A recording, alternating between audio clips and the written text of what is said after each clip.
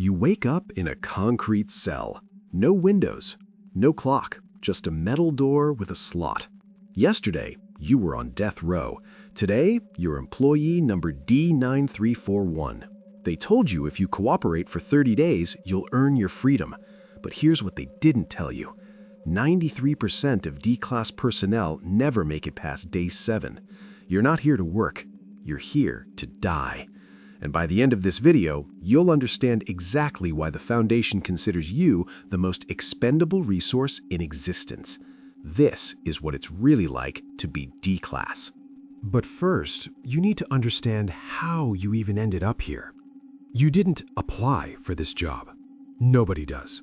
The SCP Foundation doesn't post classified ads or host career fairs. So how do you become D-Class? The answer is darker than you think. Let's start with the official designation. D-Class stands for Disposable Class. Not dangerous, not detainee, disposable. The Foundation isn't even subtle about it. The majority of D-Class personnel are pulled from death row inmates around the world. Murderers, terrorists, war criminals, people society has already condemned to die. The Foundation approaches them with a simple offer. Volunteer for 30 days of testing and your sentence will be commuted. You'll walk free. It sounds like a miracle, doesn't it? A second chance. Here's the catch no one mentions during recruitment: the monthly termination protocol. At the end of every month, all surviving D-Class personnel are administered Class A amnestics and either terminated or recycled back into the program with no memory of what they experienced. That freedom they promised? It's a lie. There is no day 31 for D-Class. But not all D-Class are death row inmates. Some are political prisoners from authoritarian regimes. The Foundation has agreements with certain governments, unofficial, of course. Dissidents, activists, journalists who've seen too much. They disappear into black sites, and the Foundation picks them up for testing purposes. No trial, no record, just a new orange jumpsuit and a number. Then there are the rarest cases. Foundation personnel who violated protocols so severely that demotion to D-Class is considered merciful compared to the alternative. Imagine being a researcher, a security officer, someone who dedicated their career to the Foundation, and then making one catastrophic mistake. Maybe you looked at a memetic hazard without clearance. Maybe you tried to free an SCP. Maybe you just knew too much and became a liability. Suddenly, you're on the other side of the containment chamber door. Wait until you hear about the process that strips away everything you are. The intake process is deliberately dehumanizing. First, they take your name. You're not Sarah, Michael, or whoever you were. You're D9341 or D8432, just a number in a database. They shave your head, strip you down, decontaminate you with chemical showers that burn your skin. They catalog your body, fingerprints, dental records, DNA samples, full body scans. You're not a person anymore. You're inventory. Then comes the psychological evaluation, not to help you, to determine your value. Are you claustrophobic? Perfect for testing tight space SCPs. Hydrophobic? You're going to SCP-2316. Have a fear of the dark? Welcome to SCP-087. The Foundation weaponizes your trauma before you even reach your cell. You receive your jumpsuit, bright orange, impossible to hide. Class D isn't just a designation, it's a warning label. Everyone who sees you knows you're expendable.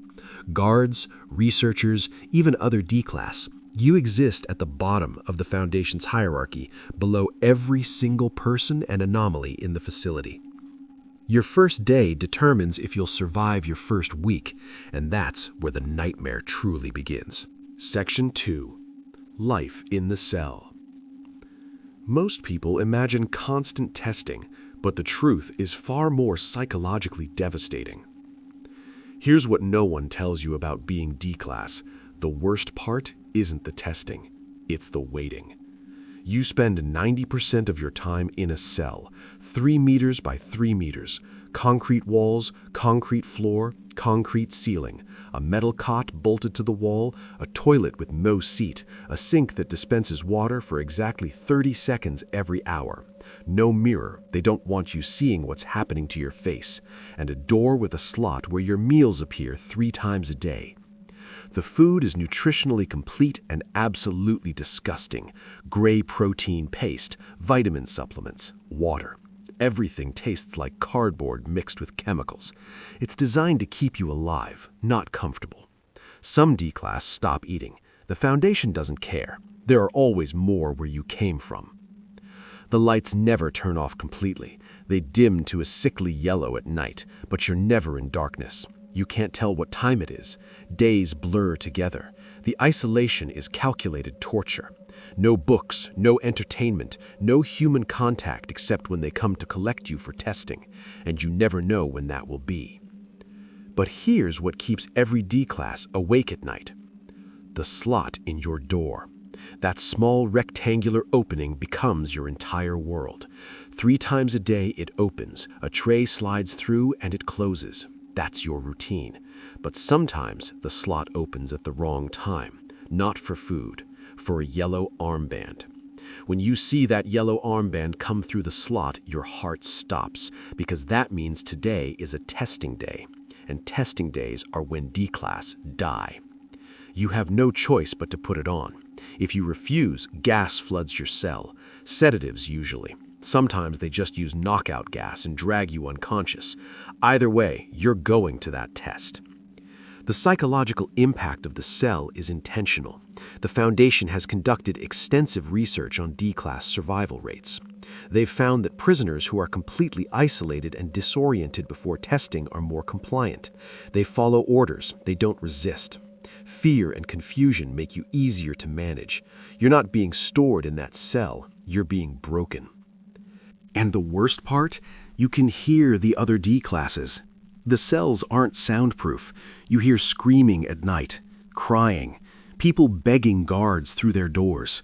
Sometimes you hear someone being dragged away, and they never come back. You start counting the cells around you, trying to figure out how many D-class are nearby. The number always goes down. New voices replace the old ones. The turnover is constant. Some D-class try to communicate through the walls, tapping codes, shouting messages.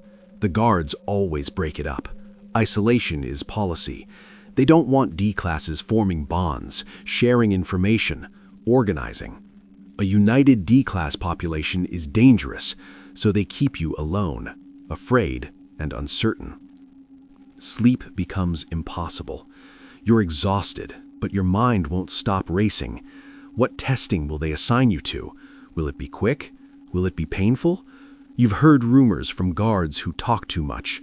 SCP-173, SCP-682, SCP-106. Names that mean nothing to you but carry weight in the way people whisper them. You don't know what they are, but you know they kill. Then one morning, everything changes. The slot opens, and there's the yellow armband. Your first test has arrived. Section 3. Your first test. This is the moment that decides if you're a survivor or a statistic. The guards come for you. 2 of them, always. They're armed with rifles and wearing full tactical gear. They treat you like you're infected with something deadly. No eye contact, no conversation, just hands on the wall, face forward, do not speak. They cuff you, hands behind your back. Then they march you through the facility. This is the first time you've seen anything beyond your cell, and it's overwhelming. Endless corridors, harsh fluorescent lighting, armed personnel everywhere. You pass other D-class being escorted. Some look terrified, some look dead inside, like they've already given up. One person is screaming, trying to pull away from their guards. You watch them get tased. They don't get back up. The guards take you to a briefing room. Bare walls, a metal table, 2 chairs. A researcher sits across from you. Dr. Something, you don't catch the name. They have a clipboard and a voice like they're reading a grocery list. No emotion. This is routine for them. You're just another number. The briefing is always the same, and it's designed to tell you absolutely nothing. You will be entering a containment chamber. You will interact with SCP redacted according to the following instructions. Failure to comply will result in disciplinary action. Do you understand? You nod. What else can you do? They don't tell you what SCP redacted is. They don't tell you what it does. They don't tell you the survival rate of previous test subjects. This isn't informed consent. This is a formality. They're documenting that you were briefed, not that you were prepared. Here's an example of a simple first test, SCP-173. The guards walk you into a containment chamber. It's a large room with concrete walls, rust stains everywhere, and a smell like old blood and concrete dust. In the center of the room is a statue. It looks like it's made of concrete and rebar, with a vaguely humanoid shape. Spray paint marks cover its face.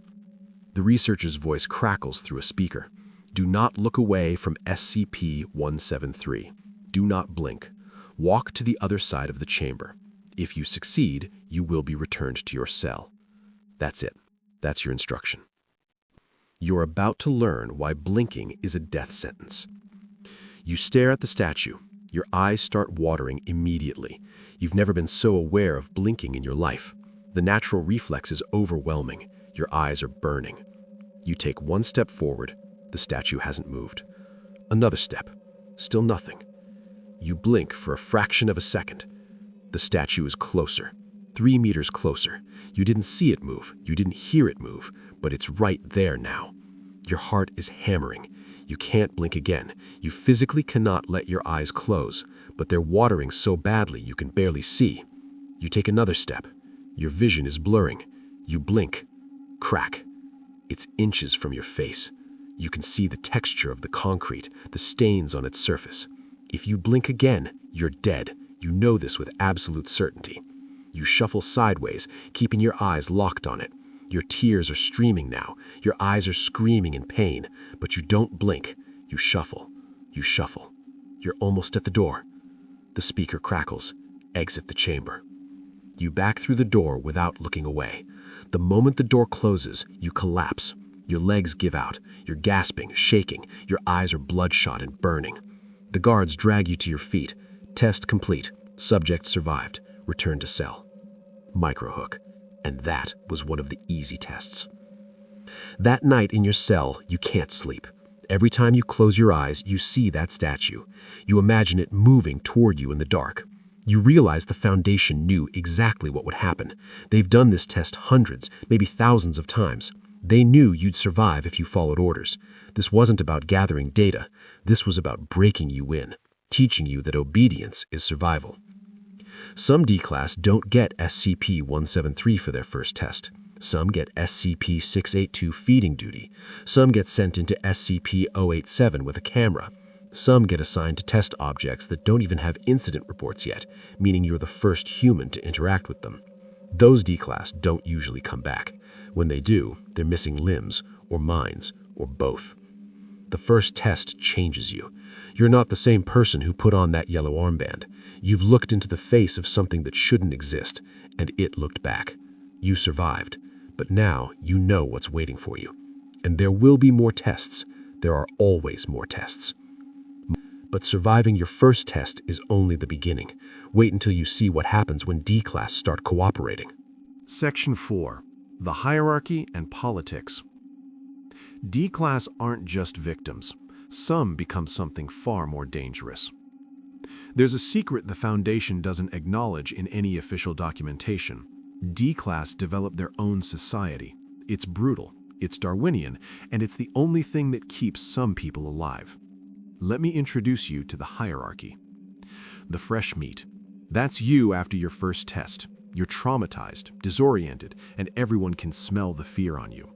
Fresh meat don't know the rules yet. They don't know which guards can be reasoned with, which SCPs are instant death sentences, which tests have survival strategies. Fresh meat die fast. The average survival time for new D-Class is 72 hours, 3 days. The survivors. If you make it past week 1, you become a survivor. You've learned the basics. Always follow orders during tests. Don't make eye contact with guards. Eat even when the food is disgusting. Sleep when you can. survivors start recognizing patterns.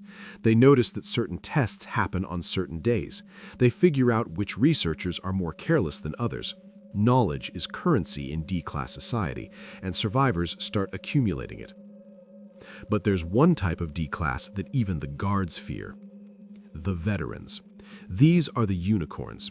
D-class who've survived multiple weeks, sometimes even approaching the mythical 30-day mark. How? Some are extraordinarily lucky, but most are extraordinarily smart. Veterans have figured out the system. They know things. For example, SCP-173 can't move if two people maintain eye contact with it while alternating blinks. Veterans teach this to fresh meat in exchange for favors. Help me, and I'll help you survive. Or, SCP-096's rage response can be triggered by photographs, but there's a 3-second delay between viewing its face and the attack. If you're fast and there's a door nearby, you might escape. Veterans know these loopholes because they've seen dozens of D-class die learning them. The Foundation hates veterans. They're unpredictable. They question orders. They try to negotiate. Some even attempt escapes. So veterans rarely make it to day 30.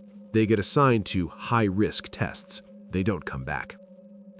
And then there are the trustees, the D-class who've made a deal with the devil. The trustees, these are the collaborators, D-class who've agreed to work directly with Foundation staff in exchange for privileges, better food, less frequent testing, sometimes even access to information.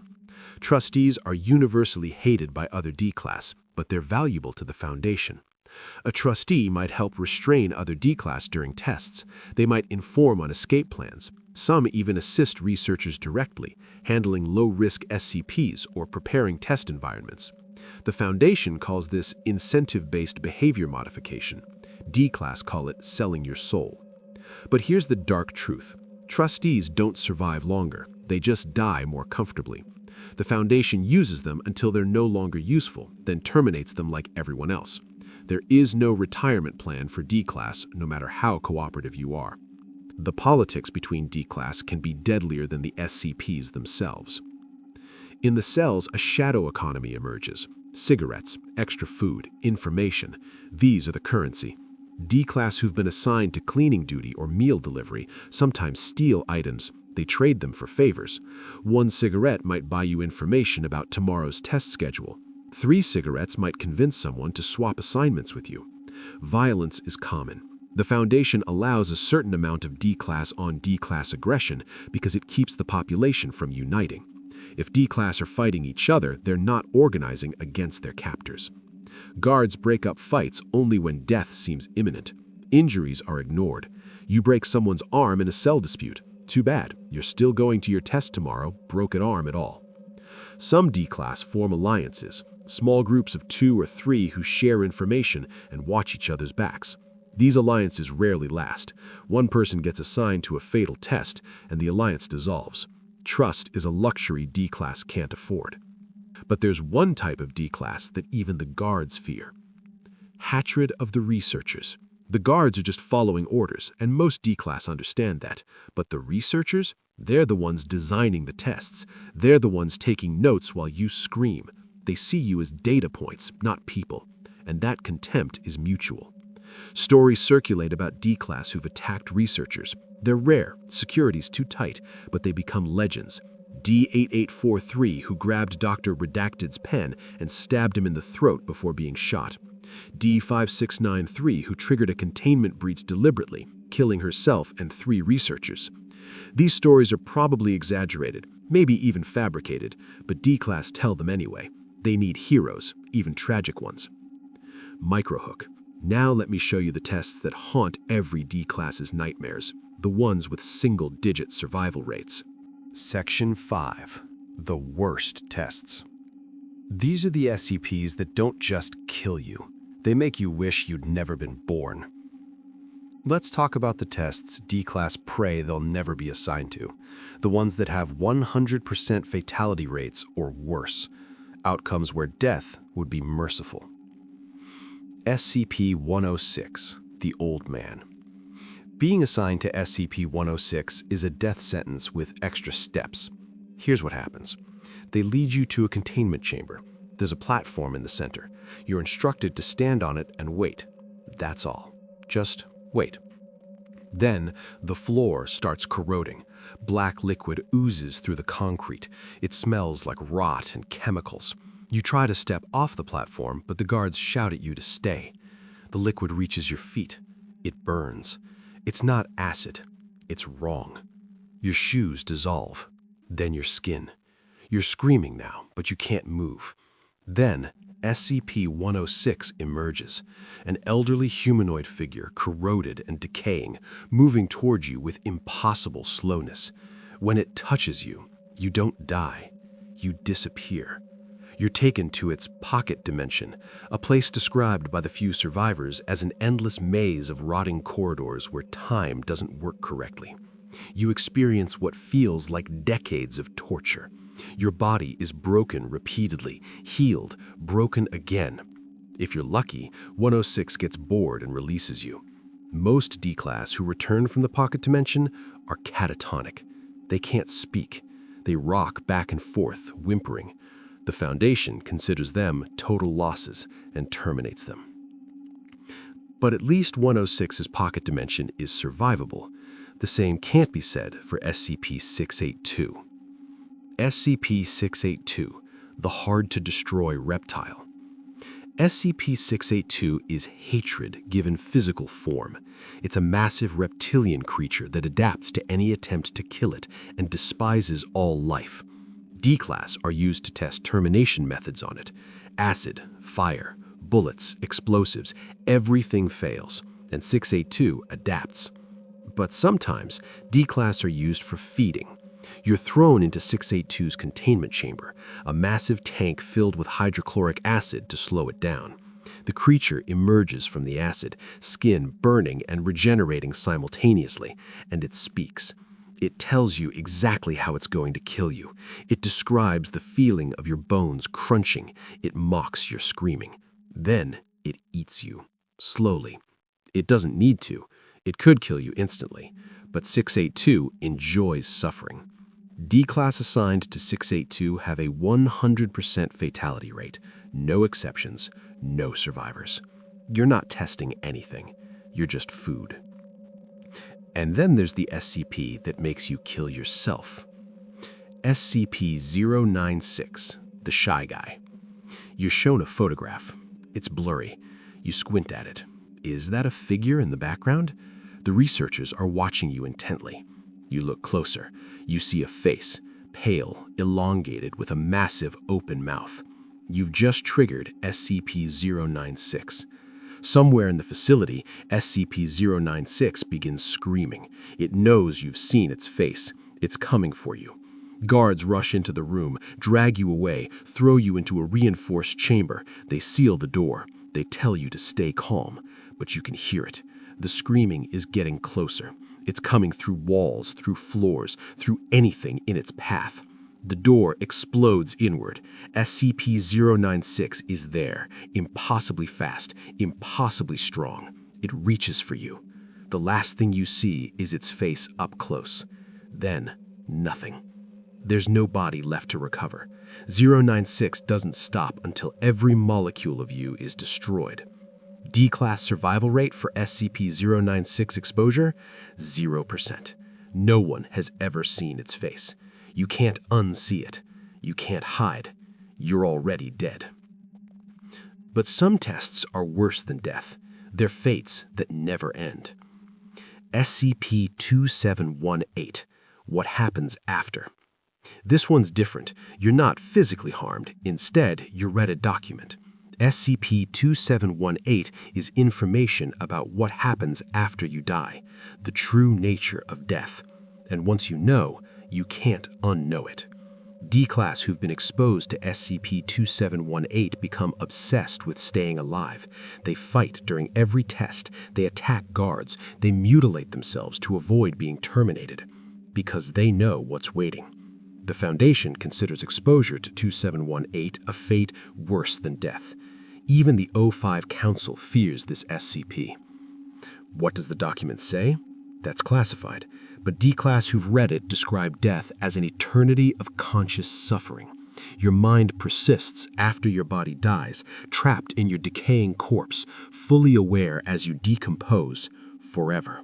No escape, no end. And the absolutely cruelest test? The one that gives you hope. SCP-2000, Deus Ex Machina. Some D-Class are selected for SCP-2000 operations. They're told they're helping with a continuity of civilization project. They're treated well, given actual food, shown respect. They start to believe they might actually be valuable, that they might survive their 30 days. Then they learn what SCP-2000 actually does. It can reset humanity. If an apocalypse occurs, SCP-2000 rebuilds civilization from scratch, creating new humans with implanted memories. The D-Class working on it aren't valuable. They're test subjects for the cloning process. When their usefulness ends, they're terminated. But here's the cruel part. They're told that copies of them will be made, that they'll live on through SCP-2000's database. It's a lie. The copies won't be them. They'll be new people with their faces. But the Foundation lets them believe it, because D-Class die more quietly when they think there's meaning to their deaths. These tests break people, but some D-Class refuse to break, and that's when the real danger begins. The psychological impact. After multiple tests, D-Class change. Some become shells, completely dissociated from reality. They follow orders mechanically, show no emotion during tests anymore. The Foundation calls this optimal compliance. It's actually psychological death. Others become violent. They attack guards, damage equipment, try to trigger containment breaches. These D-Class are sedated and assigned to high-value targets, meaning SCPs that need killing. They don't come back. And a rare few becomes something else, obsessed. They start memorizing SCP behaviors, studying patterns, treating the Foundation like a puzzle to solve. These are the most dangerous D-Class because they're thinking, and thinking D-Class are liability. Which brings us to the question every D-Class eventually asks. Can you escape? Section 6. Escape Attempts. Hook. Some D-Class have tried to run. Here's what happened to them. Let's address the elephant in the room. Escape. Every D-Class thinks about it. The facility must have weak points. Security can't be perfect. Maybe during a test you could run. Maybe you could overpower a guard. Maybe, just maybe, you could make it out. The Foundation knows you're thinking this. They've designed the entire system to make escape functionally impossible. The physical barriers. First, the facility itself. You're underground, sometimes hundreds of meters underground. Even if you escape your cell, you're in a maze of identical corridors. No windows, no signs, no maps. The layout is deliberately confusing. D-Class who escape their cells typically run in circles until they're recaptured or stumble into a containment breach and die. Every door requires keycard access. You don't have a keycard. Guards do, but they're trained to keep cards on retractable cables attached to their belts. You'd have to kill a guard to get one. And even then, cards are clearance specific. A level 1 card won't open level 2 doors.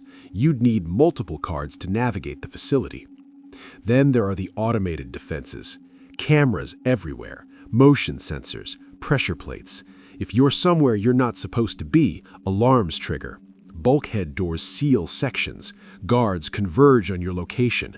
You have minutes, maybe seconds, before you're surrounded. Microhook. But some D-Class have gotten creative. Let me tell you about the famous attempts. Escape attempt number 1. The Chaos Insurgency Extraction. D-9912 was a former Foundation researcher demoted to D-Class for attempted theft of SCP documentation. They maintained contacts outside the Foundation, specifically with the Chaos Insurgency, a rival organization. During a routine test, D-9912 triggered a containment breach of SCP Redacted, creating a diversion. Chaos Insurgency operatives infiltrated the facility during the chaos, extracted D-9912, and escaped. The Foundation response was immediate. They tracked the Chaos Insurgency cell for 3 weeks, then deployed MTF Omega-12 for termination. D-9912 was killed along with their rescuers. The Foundation made sure every D-class in the facility heard about it. The message was clear. Even if you escape, we will find you. Escape attempt number 2, the reality bender. D-5787 was unknowingly a reality bender, someone with the ability to alter reality through will alone. Their abilities manifested during a high-stress test with SCP-682. In a moment of pure survival instinct, D-5787 warped reality, creating a doorway out of the containment chamber and escaping into the facility. They made it 3 levels up before Foundation reality anchors ticked in, suppressing their abilities. D-5787 was immediately reclassified as an SCP rather than D-class and permanently contained. Some would say that's worse than death. You're not human anymore. You're an object. Microhook. But the boldest escape attempt involved 47 D-class working together. Escape attempt number 3, the mass riot. At Site-19, a group of D-class coordinated a mass escape attempt. They'd been passing information between cells for weeks, forming a plan.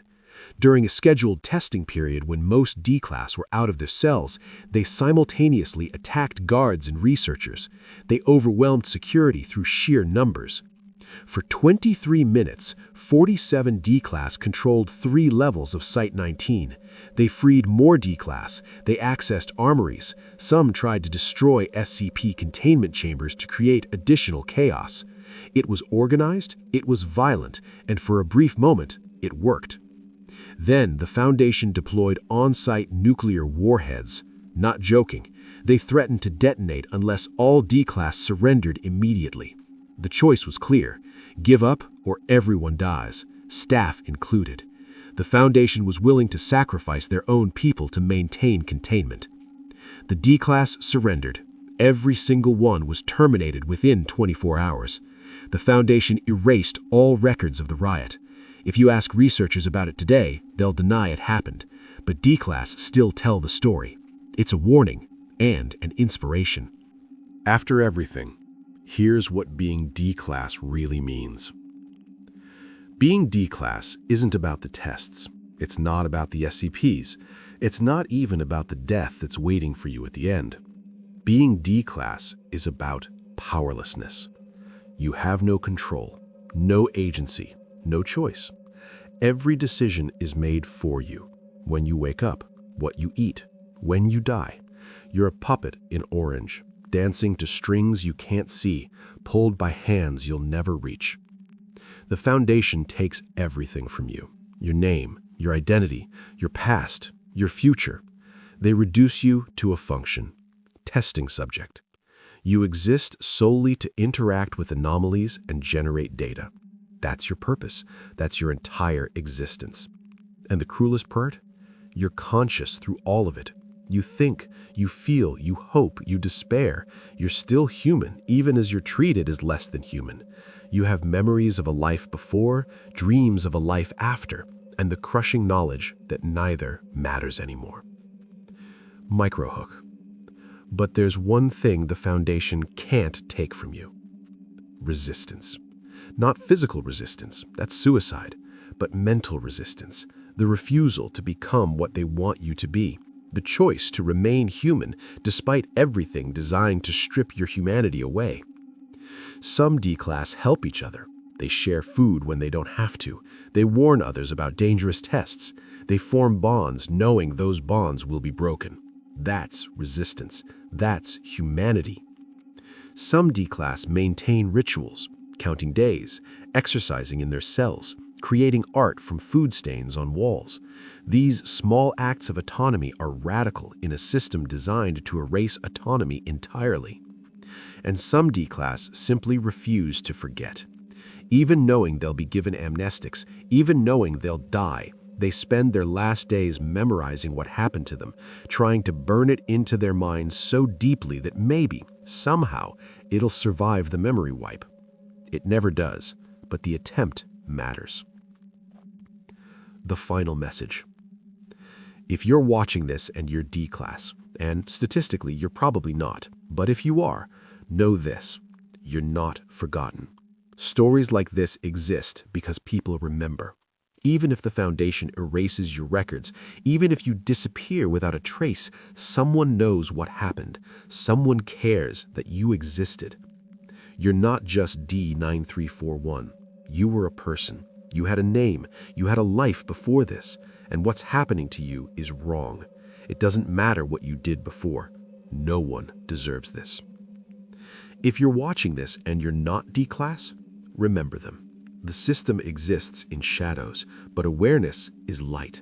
The more people know about D-class protocol, the harder it becomes to justify. Maybe awareness won't save anyone, but maybe it will. And maybe is better than nothing. The last word. Being D-class is hell. It's psychological torture wrapped in bureaucratic language. It's death stretched across 30 days of suffering. It's the absolute bottom of an organization that already operates in moral gray zones. But it's also proof of something important. When you strip away everything that makes someone human, their name, their rights, their dignity, and they still find ways to care for each other, to resist, to hope, that tells you something profound about human nature. We're resilient, even in our darkest moments, even when we're D-class. Final shot. Empty D-class cell. Door closing. If you made it this far, thank you for watching. Hit the like button if you want more deep dives into SCP lore. Subscribe for weekly content about the darkest corners of the Foundation.